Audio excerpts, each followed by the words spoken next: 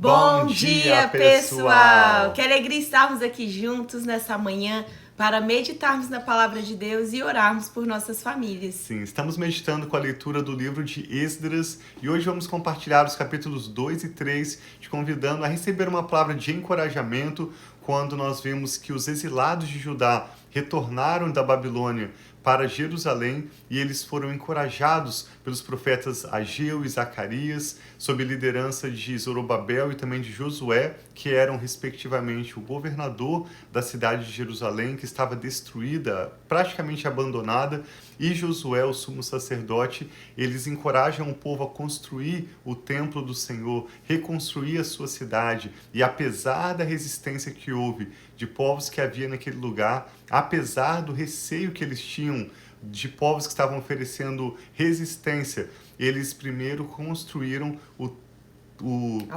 altar do Senhor, em seguida o templo, e eles começam a reconstruir as suas próprias vidas, desfrutando assim da restauração que Deus havia prometido e havia chegado para eles. Então, independente de receios, de desconhecidos, de medos, de desconfortos que há em nossas vidas hoje, a palavra de Deus, através dessa história, nos encoraja a prosseguirmos, a avançarmos para vivermos o melhor que Deus tem preparado para nós e para nossas famílias. Te convidamos a meditar conosco hoje, então, com essa breve leitura de Esdras, capítulos 2 e 3, e ao final dessa leitura queremos orar também pelas nossas famílias. Amém. Vamos orar então pedindo que o Senhor traga esse entendimento, essa revelação para nós, tire todo medo, toda ansiedade, toda preocupação, sabendo que Ele é o Deus que assim como nós temos aprendido aqui, que restitui, que restaura, que transforma, e que assim Ele faça sobre nós, nossa casa, nossa família. Assim seja. Pai, obrigado pelo Teu amor tão grande por nós, obrigado pela oportunidade que nós temos de estarmos aqui juntos, tantas pessoas queridas e amadas, e nós estamos aqui juntos para meditar na Tua Palavra, para ouvir, Pai, o que o Senhor tem a dizer no dia de hoje. Então nós pedimos, Pai, abra o nosso entendimento, fale conosco, mostre, Pai, traga fé, traga esperança, traga, Senhor, direção àquilo que o Senhor tem para nós e a nossa família. Nós te amamos e te agradecemos em nome de Jesus. Amém. Então diz assim, começando em Esdras, capítulo 2, aqui nós estamos no contexto após o retorno dos exilados de Judá da Babilônia. Eles retornam para Judá, especificamente para Jerusalém, e diz no capítulo 2 de Esdras: estes são os homens da província que voltaram do exílio, os quais Nabucodonosor, rei da Babilônia, havia levado prisioneiros. Eles voltaram para Jerusalém e para Judá, cada um para sua própria cidade, na companhia de Zorobabel, Jesua, que em outros livros aparece como Josué, filho de Josadá, que era o sumo sacerdote, Neemias, famoso também, nós vamos depois de Esdras ler um livro chamado Neemias, Seraías, Reelaías, Mardoqueu, Bilzã, Mispar, Bigvai, Reum e Baaná. Essa é a lista dos homens do povo de Israel. E os próximos versos vão descrever para cada família os números respectivos daqueles que voltaram. Nós podemos avançar até o verso 64, Esdras 2:64, que diz: a comunidade reunida totalizava 42.360 pessoas. 42.360 pessoas voltaram então da Babilônia para Jerusalém, depois do período do exílio, além dos seus 7.337 servos e servas, ou seja, um grupo de aproximadamente 50.000 pessoas retornando do exílio para se restabelecer em Jerusalém. Como diz o Salmo 126, eles estavam como os que sonham. O Senhor estava restaurando a sorte do seu povo, cumprindo as profecias que Jeremias, por exemplo, entre outros profetas, anunciaram, de que eles passariam um período de disciplina que duraria 70 anos na Babilônia, mas o Senhor os traria de volta à sua terra para viver as promessas de Deus para eles. Promessas de bênçãos, de prosperidade, de restauração. Possuíam 736 cavalos, 245 mulas, 435 camelos e 6.720 jumentos. Quando chegaram ao templo do Senhor em Jerusalém, Alguns dos chefes das famílias deram ofertas voluntárias para a reconstrução do templo de Deus no seu antigo local. De acordo com as suas possibilidades, deram à tesouraria para essa obra 61.000 dáricos de ouro, 5.000 minas de prata e 100 vestes sacerdotais. Os sacerdotes, os levitas, os músicos, os porteiros e os servidores do templo estabeleceram-se em suas próprias cidades, bem como alguns do povo e os demais israelitas. Segue no capítulo 3, relatando sobre a reconstrução do altar, que foi uma das primeiras coisas que os judeus fizeram ao retornar do exílio. Esdras 3 diz assim: quando chegou o 7º mês e os israelitas já estavam nas suas cidades, o povo se reuniu como um só homem em Jerusalém. Então Josua, filho de Josadaque, aparece nos livros de Ageu de Zacarias como governador de Jerusalém, a quem o Senhor dirigiu palavras de encorajamento para a reconstrução da cidade e do templo. Interessante que aqui mostra Josua, filho de Josadaque. Em outros livros você vai ver o nome Josué. Assim como Josué, aquele homem que substituiu Moisés na liderança do povo de Israel após o êxodo do Egito, foi encorajado a não temer, mas ser forte e corajoso. Agora, alguns séculos depois, após o período dos reis de Israel e Judá e após o período do exílio na Babilônia, esse outro Josué, ou Josua, filho de Josadaque, também é encorajado a não temer a resistência que viria, mas sim ser forte e corajoso para liderar o povo de Deus em um tempo de restauração. Jesua, filho de Josadaque, com seus parentes sacerdotes, e Zorobabel, filho de Sealtiel. Na verdade, Josué era o sumo sacerdote, Sealtiel era o governador de Jerusalém. Eles juntos, com seus próprios parentes, começaram a construir o altar de Deus, de Israel, para nele sacrificarem holocaustos, conforme está escrito na lei de Moisés, homem de Deus. E apesar do receio que tinham dos povos ao redor, construíram o altar sobre a sua base e nele sacrificaram holocaustos ao Senhor, tanto os sacrifícios da manhã como os da tarde. Depois, de acordo com o que está escrito, celebraram a festa das cabanas, com um número determinado de holocaustos prescritos para cada dia. A seguir, apresentaram os holocaustos regulares, os sacrifícios das festas da lua nova e os sacrifícios requeridos para todas as festas sagradas determinadas pelo Senhor, bem como os que foram trazidos como ofertas voluntárias ao Senhor. A partir do 1º dia do 7º mês, começaram a oferecer holocaustos ao Senhor, embora ainda não tivessem sido lançados os alicerces do templo do Senhor.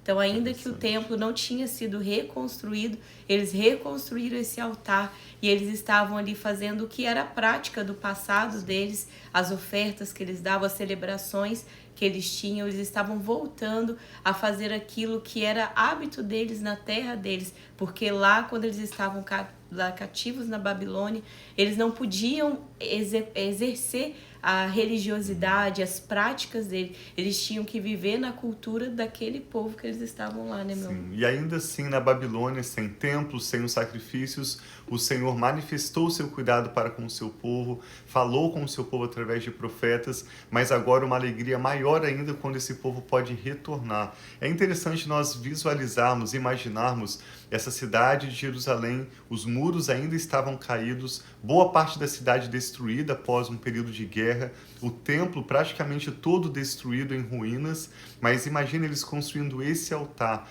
Esses homens não foram selecionados como aqueles artesãos e construtores que Deus direcionou a Moisés para construir o primeiro tabernáculo. Eram homens simples, diz que eles mesmos, apesar de serem líderes, eram homens que não estavam acostumados a trabalhar com construção civil. Com as suas próprias famílias juntos, começaram então a construir um altar do Senhor. Ao olhar ao redor, havia ruínas do templo, os muros estavam caídos, mas eles começam a reconstruir o altar do Senhor.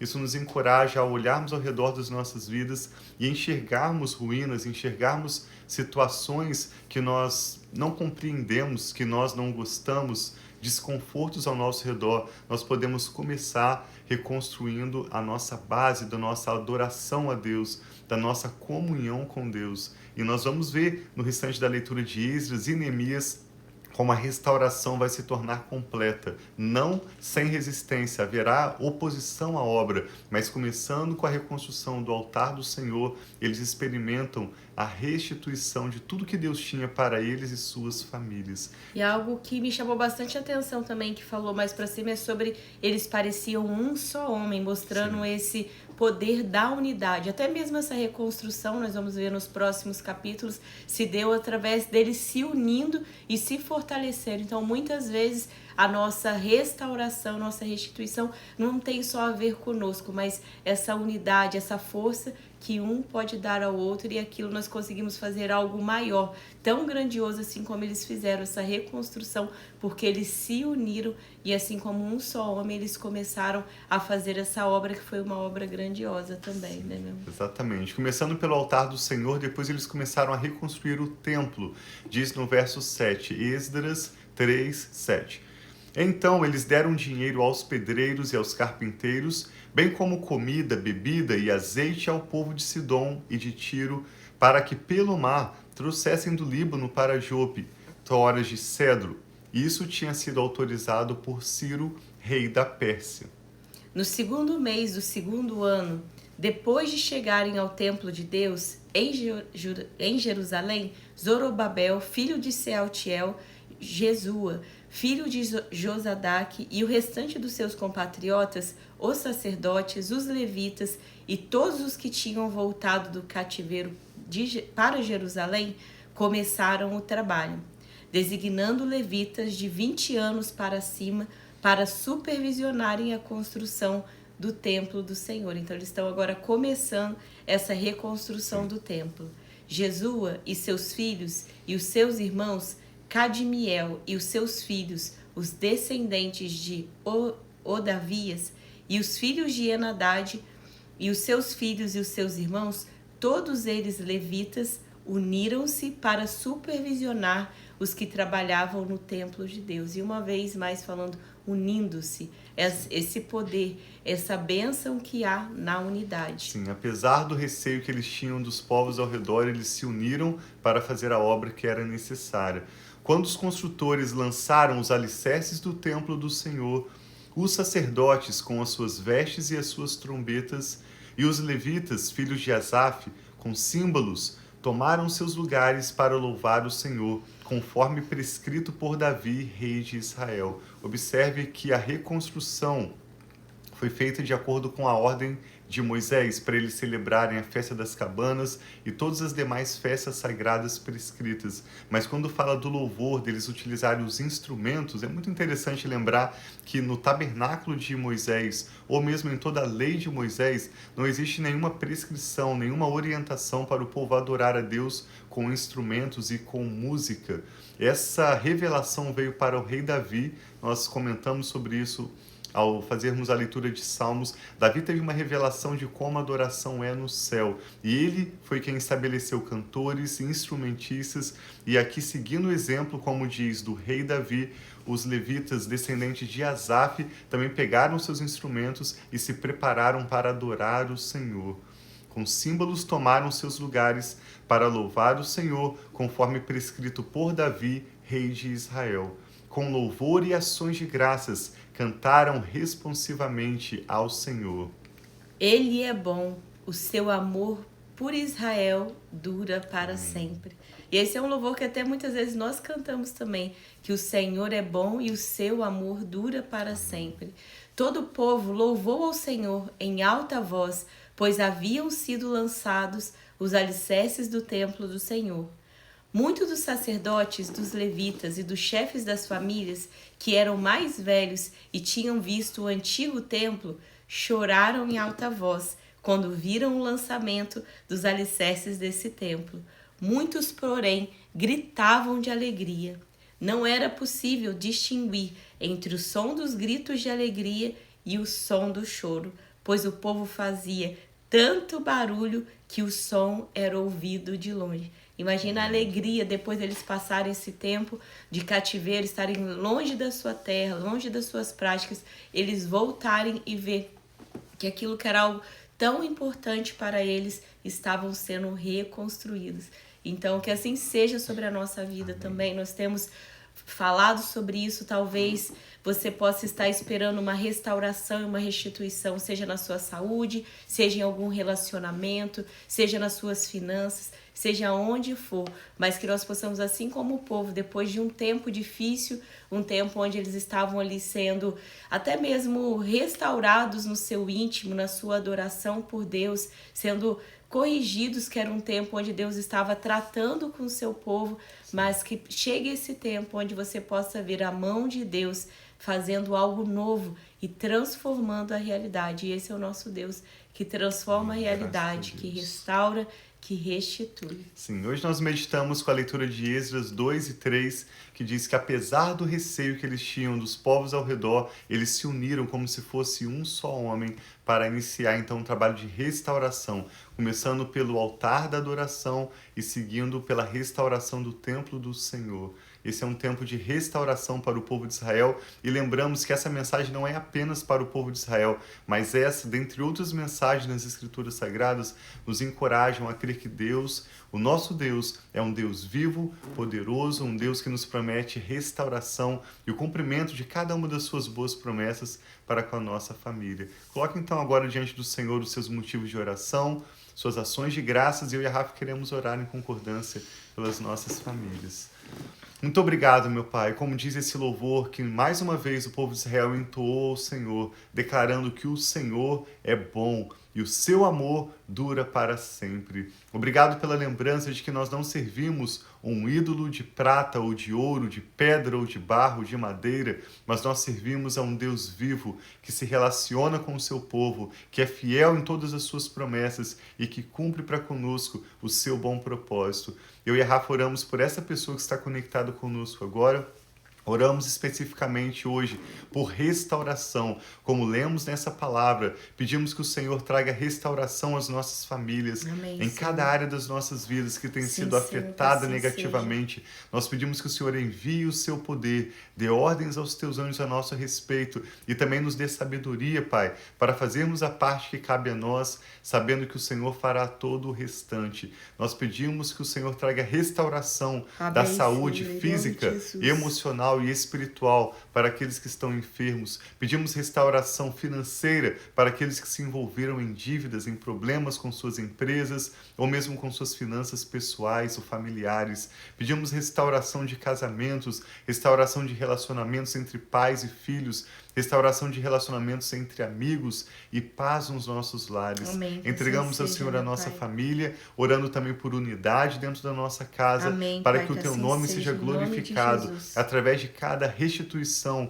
e do cumprimento das suas boas promessas para com as nossas vidas. Tudo que toma o nosso nome, Pai, nossos motivos de oração, nossas dificuldades, assim como nossa gratidão, nosso louvor, também entregamos ao Senhor, confiando que o Senhor ouve e responde cada uma das nossas orações. Amém. Muito O Senhor obrigado, é bom meu Pai. e o seu amor dura para sempre. Obrigado, Pai, Senhor. por ouvir e responder as nossas orações. Sim, meu Pai. Obrigado por receber nossa gratidão. Te damos nosso louvor e com ações de graças e fé oramos. No nome do Senhor Jesus. Amém. Então, que Deus abençoe muito a sua vida, a sua família. Tenha um Assim dia seja. muito, muito abençoado. E vamos continuar aqui juntos, declarando a palavra de Deus com fé e sabendo que Ele é o Deus que restaura e restitui. Graças a Deus. Bom dia aí para todos vocês que estão online com a gente. Que a paz do Senhor seja sobre o seu lar. Assim seja. Muito obrigado por participarem conosco e também por compartilharem com alguém de quem você se lembra agora, para que também sejam encorajados com essa meditação na palavra de Deus e com a oração. Deus abençoe a sua família, nós amamos muito vocês. Um abração.